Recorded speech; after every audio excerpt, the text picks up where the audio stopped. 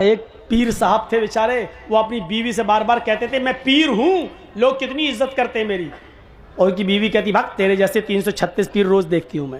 بیوی پیر ہی نہیں مان رہی ہے۔ ایک دن بیوی نے پتہ نہیں ہوا میں کسی کو اڑتے ہوئے دیکھ لیا، کہتا دیکھو پیر بنے پھرتے ہیں، پیر تو وہ تھا جو ہوا میں آج میں نے اڑتے ہوئے دیکھا، ہوا میں مصلی تھا، ہوا میں مصلی پہ کھڑا تھا، ہوا میں نماز پڑھتا ہوا جا رہا تھا۔ اب یہ شوہر کو چرایا، دیکھا تم نے ہوا میں اڑتے ہوئے دیکھا؟ ہاں نماز پڑھ رہا تھا نا، ہاں مصلی پہ کھڑا تھا نا، ہاں ارے وہ میں ہی تو تھا۔ بیوی بولی ہیں تم تھے؟ کہاں؟ ہاں مجھے ڈاؤٹ ہوا، کچھ لگ رہا تھا تم تھے۔ کہا کیا مطلب؟ کہا اسی لیے ٹیڑھے ٹیڑھے اڑ رہے تھے، سیدھے نہیں اڑ رہے تھے۔ پھر کمی نکال دی، جب سنا کہ میرا شوہر ہے تو کمی نکال دی۔ اے پیر تو وہ ہے جو آج اڑ رہا تھا، جب سنا وہ میرا ہی آدمی ہے تو کہا ہاں ٹیڑھے ٹیڑھے اڑ رہے تھے، کمی نکال دی۔ یہ حال۔ ایک پیر صاحب کو اس کے مرید نے سپنے میں دیکھا، مرید نے، میرے پیر صاحب جنت میں ٹہل رہے ہیں، گھوم رہے ہیں، دودھ کی نہر، شہد کی نہر، جنت کی حوروں کے بیچ میں بیٹھے ہوئے ہیں، ایک حور اپنی طرف کھینچ رہی، دوسری حور اپنی طرف، آؤ آؤ آؤ میرے پاس آؤ۔ آنکھ کھل گئی، صبح فجر کی نماز پڑھی، فجر کی نماز پڑھ کے جانے لگے، چلو اپنے پیر صاحب کو خوشخبری دیں، کتنے اچھے ہو، خوش نصیب ہو، جنت میں نے تمہیں دیکھا۔ جیسے ہی گھر گئے، دروازہ کھٹکھٹانے سے پہلے دیکھ رہے ہیں کہ دروازے کے اندر آواز آ رہی ہے، تڑا تڑ تڑا تڑ مار پیٹ کی آواز چل رہی ہے۔ انہوں نے ذرا کھڑکی کے سانس سے جھانک کے دیکھا تو کیا دیکھتے ہیں کہ پیر صاحب کی بیوی جھاڑو سے پیٹ رہی ہے پیر کو۔ یہ بیچارہ پریشان، میں نے تو کل خواب میں جنت میں دیکھا، یہاں تو بہت برا حال ہے ہمارے پیر صاحب کا۔ اب وہ جانے لگا، اتنے میں پیر صاحب باہر نکلے، کہتے اے ادھر آؤ بھائی۔ وہ آیا، بھائی کیسے آئے تھے؟ کہا کچھ نہیں، میں جا رہا ہوں یار، جس کام سے آئے تھے وہ کام ہوا ہی نہیں، جا رہا ہوں میں۔ نہیں تمہیں بتانا پڑے گا، کسی کام سے آئے تھے؟ ارے وہ کام آپ کے بس کا نہیں ہے، مجھے جانے دیجیے بھائی۔ کہا نہیں آپ کام بتاؤ، میں پیر ہوں، میرے بس کا کام نہیں ہے۔ کہا ارے بھائی نہیں ہے یار آپ کے بس کا۔ کہ بتا رہے ہو کہ نہیں بتا رہے ہو؟ کہا کہ آپ مجبور کر رہے ہیں تو سنو، کل میں نے رات میں خواب میں دیکھا آپ کو کہ آپ جنت میں گھوم رہے ہیں، جنت میں ٹہل رہے ہیں، طرح طرح کی نعمتیں آپ کے پاس موجود ہیں، اور جنت کی 70 حوروں کے بیچ میں آپ بیٹھے ہیں، وہ کھینچ رہی پہلے میرے پاس، وہ کھینچ رہی میرے پاس۔ یہ نقشہ دیکھ کر مجھے رشک آ گیا، میں آپ کو مبارکباد دینے آیا کہ چلو اپنے پیر کو خوشخبری سناؤں۔ تو دیکھ رہا ہوں کہ کیا خوشخبری سناؤں، جو جنت میں کل آرام سے ٹہل رہا تھا وہ بیوی کے ہاتھ سے پٹ رہا ہے، یہاں پر سواگت ہو رہا ہے چپل جھاڑو سے۔ پیر صاحب بولے میرے بھائی تو نے جنت میں جو دیکھا ہے کل رات میں خواب میں، وہ بالکل ٹھیک دیکھا ہے، وہ میں ہی تھا۔ آپ تھے؟ اب بھی بول رہا میں تھا؟ خاک تھے تم تو گھر میں پٹ رہے۔ پیر صاحب نے کہا پٹ رہے نا، تمہیں یہ نہیں معلوم کہ اللہ نے مجھے جنت دی کیوں ہے؟ تم نے جو رات میں جو جنت دیکھی ہے، جنت میں مجھے دیکھا ہے، وہ صحیح دیکھا، لیکن اللہ تعالیٰ نے جنت ہمیں دی کیسے وہ تو پتہ لگاؤ۔ کہا کیسے؟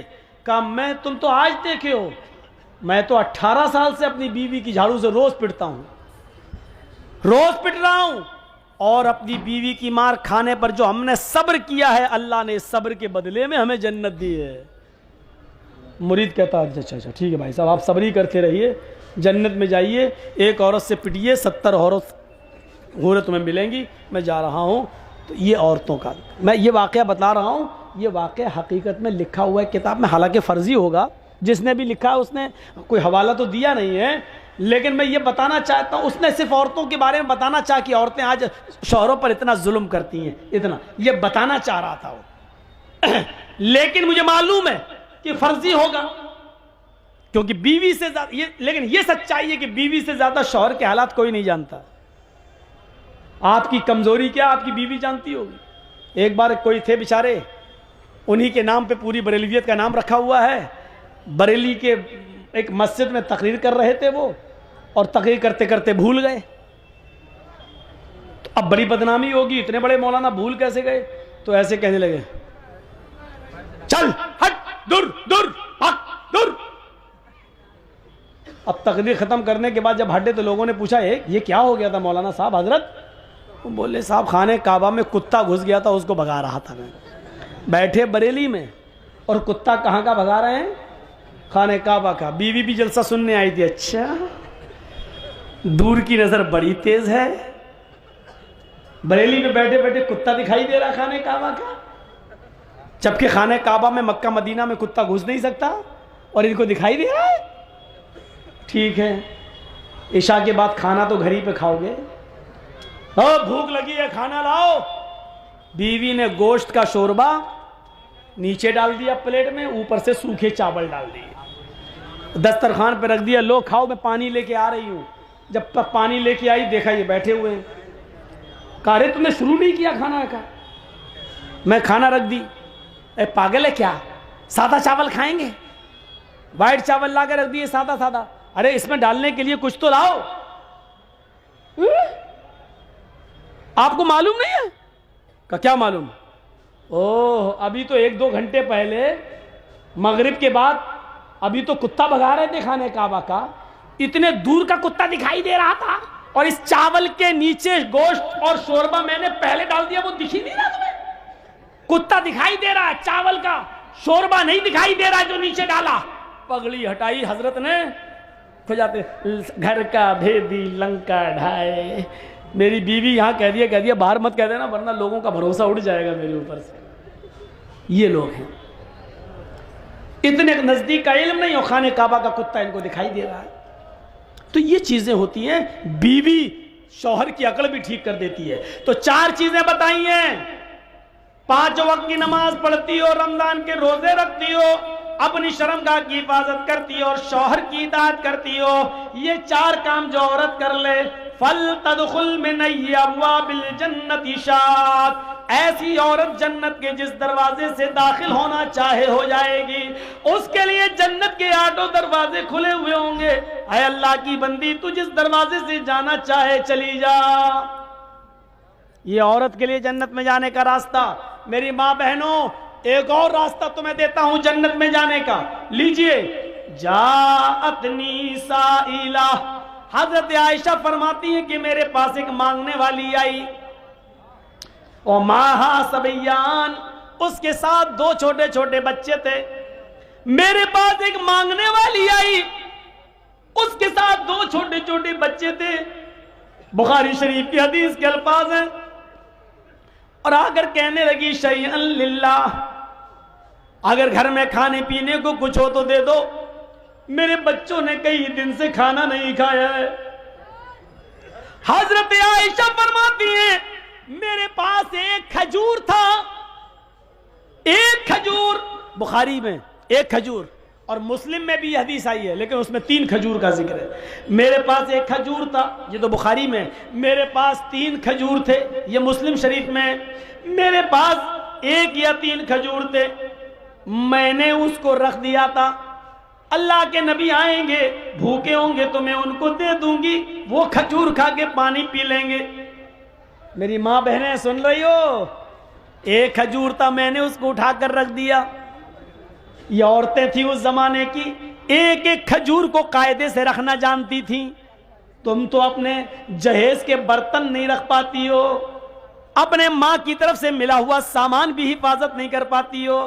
تم تو اپنے جہیز کے سامان کو کیسے چن چن کے رکھا جائے یہ بھی تمہیں طریقہ نہیں معلوم. 1 کھجور, امی عائشہ کہتی ہے کہ میں نے اس کو اللہ کے نبی کے لیے رکھ دیا تھا. شوہر کی طلب دیکھیے, شوہر کی خدمت دیکھیے, خود نہیں کھا رہی ہیں, بھوکی ہیں, لیکن شوہر کی پہلے فکر ہو رہی ہے. وہ کھجور میں نے اٹھائی, اور وہ کھجور اٹھا کر میں نے اس عورت کو دے دیا. لے, میرے پاس اس کھجور کے علاوہ کچھ نہیں ہے. یہ واقعہ سن لیجئے میرے بھائیوں, بڑا دلچسپ ہے. جیسی اس مانگنے والی کو میں نے وہ کھجور دیے, اس مانگنے والی نے اپنے دونوں چھوٹے چھوٹے بچوں کے سر پہ ہاتھ رکھا اور اس کھجور کے 2 ٹکڑے کر دیے. بیچ سے گٹھلی نکالی اور گٹھلی کو پھینک دیا اور اس کھجور کے 2 ٹکڑے کر دیے. ایک آدھا ٹکڑا اس بچے کو دے دیا اور آدھا اس بچے کو دے دیا. بخاری شریف کے الفاظ, خود کچھ نہیں کھائی, ان بچوں کو پانی پلاتی ہے اور خود پانی پیتی ہے اور چل دیتی ہے. لیکن رکیے تھوڑا, یہ تو بخاری سے میں نے بتا دیا, تھوڑا سا صبر کیجئے, مسلم کا بھی بتا دوں. مسلم میں کہ میں نے 3 کھجور اس کو دے دیے، میرے پاس 3 تھے، میں نے تینوں کھجوریں اس کو دے دی۔ اس عورت نے 1 کھجور اس بچے کو دے دی، 1 کھجور اس بچے کو دے دی، اور 1 کھجور اپنے لیے رکھ لی کہ میں کھا لوں۔ ان بچوں نے اپنی اپنی کھجوریں کھا لی۔